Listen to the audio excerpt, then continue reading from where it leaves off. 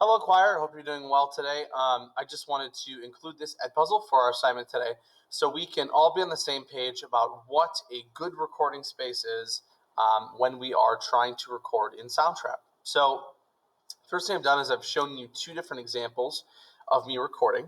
And so this happens once I start and add a new track for vocal microphone. What you're going to want to do ahead of time is this button is going to do a volume check. It's going to test your vocals to make sure that your mic, what your mic does is it takes in a certain amount of sound. And if you overdrive it or you put too much sound in it, you get that really crackled voice, almost like you're eating your microphone and it's way too close. And so the main way to solve that is to check your monitoring levels. So the way you do is you start your test. You talk really loud. Hey, hi, how's it going? Hi, la la. You make a lot of noise. And you're doing that sort of thing, and then they adjust your levels to be perfect, or better at least. So the first one is where I didn't. And you'll hear that sort of crackly tone. It could even be a little worse if I'd been a little closer. This is what happens when I talk really loud with the mic and I haven't turned the mic monitoring on, and so it's not testing my volume. And then here's what it sounds like when I do have the testing. This is what it's like when they tested my volume, and it's still kind of a little loud, but it's not as bad. And what you'll notice is there's clipping, which is the sort of crackle. That the distortion and the clipping happens when I don't have that mic monitoring on. So make sure you click on this button to test that, right? So that just gives you that bass thing. The second thing you'll need is a pair of headphones. They do not have to be, on-ear headphones like mine. They can be, I've recorded with, they won't plug in my computer right now, but I've recorded via the mobile app on my iPhone headphones.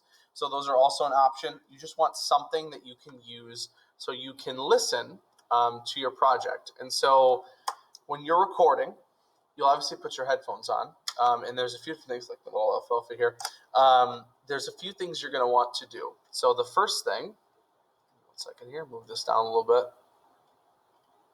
Okay.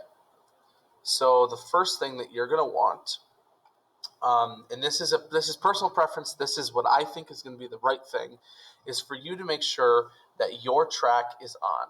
So right now, if I recorded and record this one, I will hear not only the sound from this, which could be your audio track that you're using to practice with, your voice part, but it also, having this track on, so making sure it's not muted, I will hear my own audio that I'm speaking right now. So if I was to go, do, re, mi, fa, sol, la, ti, do, I'd hear myself the whole way.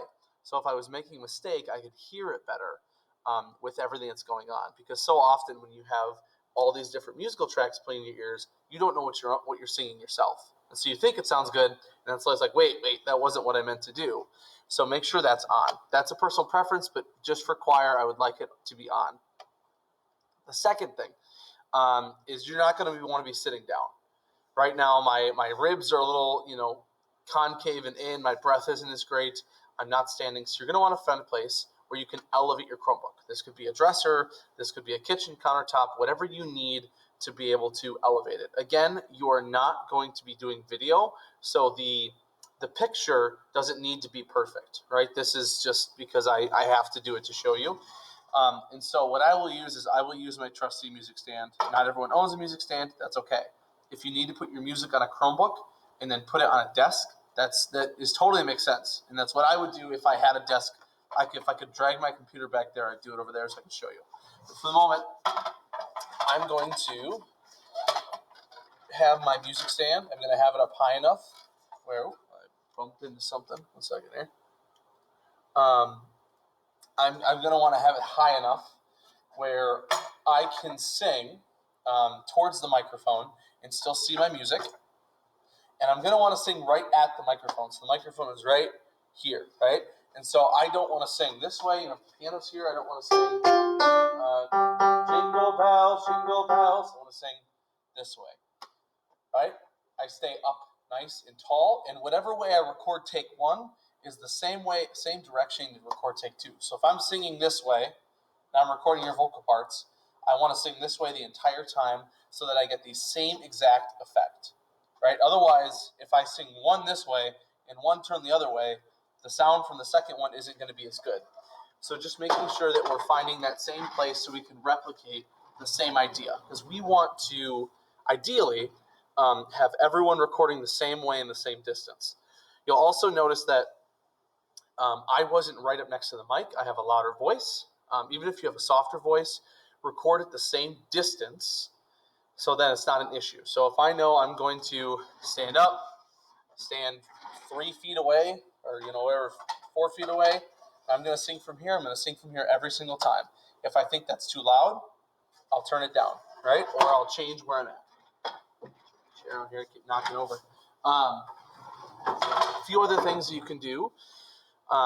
If you notice when you go into your instrument, this reverb will generally be up. Reverb makes it sound like you're in a very big room. You don't need that. So if you turn your volume down and turn your reverb all the way down, it'll sound like you're recording in this space, and then I can always adjust that as needed, but it just kind of makes it sound way more echoey than necessary. So just a few things there. So again, we're talking about we want to have the right settings on so we can record. We want to be in the right space, so an elevated place where we can stand. We want to have our music visible, and we want to sing from the same spot. And something I forgot to mention, generally when people record, if they're trying to sing a choral part, this is me too, they tend to under-sing because they want to make sure it's really perfect. Sing the exact same way that you would sing if you're in the choir room and you want to sing, nice, loud, and presentable. So if I'm recording, jingle bells, jingle all the way, and that's the way I'm going to sing in the choir room, that's the way I'm doing it. I'm not going to sing jingle bells, because that's the way it's going to come out. It's going to seem a little under energy, right? And it's going to affect my pitch too. So hopefully that gives you a good understanding of what you need to be looking for when you're recording. We all want to have the same settings, reverb all the way down, do your mic monitoring, set yourself up with some headphones. If you need headphones, come talk to me. I have headphones. I can get them to you. It's at no cost to me. They're from the school, right? Make sure you're standing so you can sing the best. Make sure you're practicing your part ahead of time. Don't feel like this needs to be a one and done sort of thing. This is a collaborative project. You may have to record more than once. I may listen to your recording and said, hey, we sang 2 beats too many on this one note. Can you re-record that part? And we'll figure it out, right? But hopefully this gives you an idea of what that looks like. So with that, I hope you have a great day, and good luck recording.